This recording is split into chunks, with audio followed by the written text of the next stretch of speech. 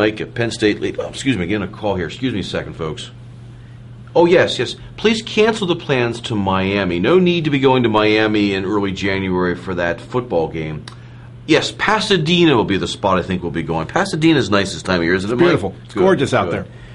After coming back from cold Iowa, you'll be looking forward to anywhere warm, I would guess. Anywhere warm. I'm looking for the Sun Belt, my friend. Penn State lost to Iowa. Surprised a lot of us. I think coming off a bye week, we thought there's a perfect situation. They go out and lose by 1 point, 24-23 to Iowa.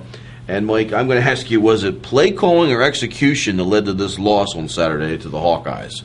Well, as always, it's both. And I thought their play calling was good for most of the game. But the first series of the game, their first possession, they get the ball, and they're at their own 20-yard line. They're going right into the wind. And as you said, it was horribly cold and windy out there. I couldn't believe it.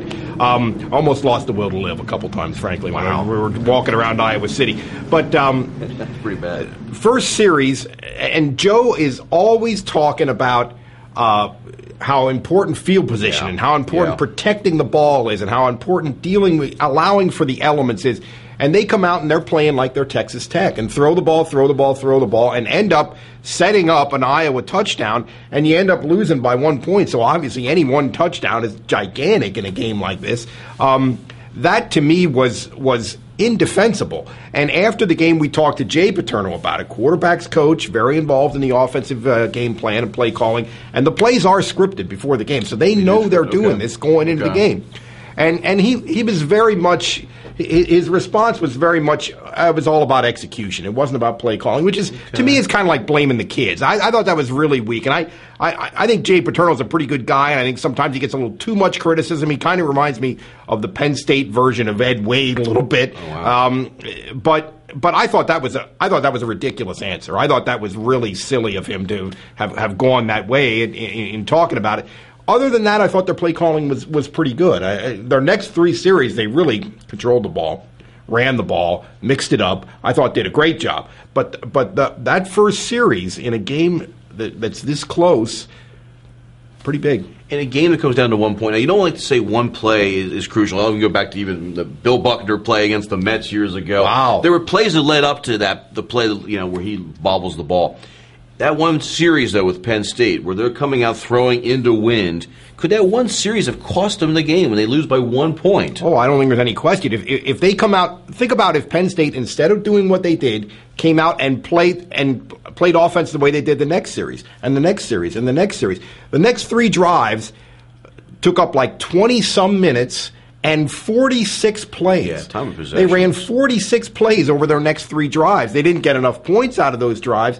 But if they had done that, taken control of field position, taken control of the line of scrimmage right from the get-go, rather than doing it after being behind 7-0, lots of things are different. This is a game where there were some drop balls. There was a quarterback in Darryl Clark that wasn't totally in his groove or in sync.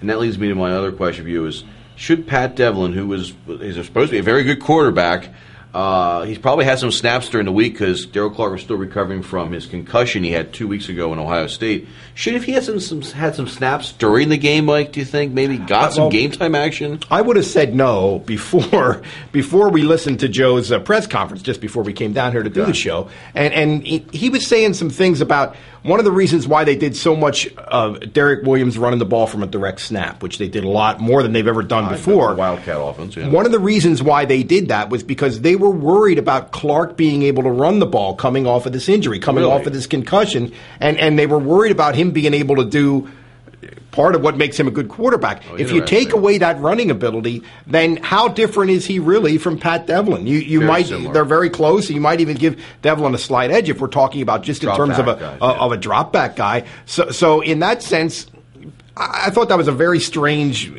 response from Joe. And if that's the case, then maybe it makes sense to give Devlin a shot. I think sometimes a lot of change the quarterback can be a little bit of a rash kind of a thing. But in this case, especially given what Joe had to say there. leading to changes during a game with switching quarterbacks can set a bad tone for a team. You lose confidence in a guy and so forth. But if the guy is coming off a concussion and isn't 100%, a change like that could have been effective and could have maybe helped this team win a game and stay undefeated. You don't know. You don't know. They're having a lot of trouble getting the ball down the field and throwing the ball. I mean, sometimes you just lose, and sometimes it's just that simple. And there are things to second guess in every game, win or lose. But obviously, they become exaggerated when you come up on the short end.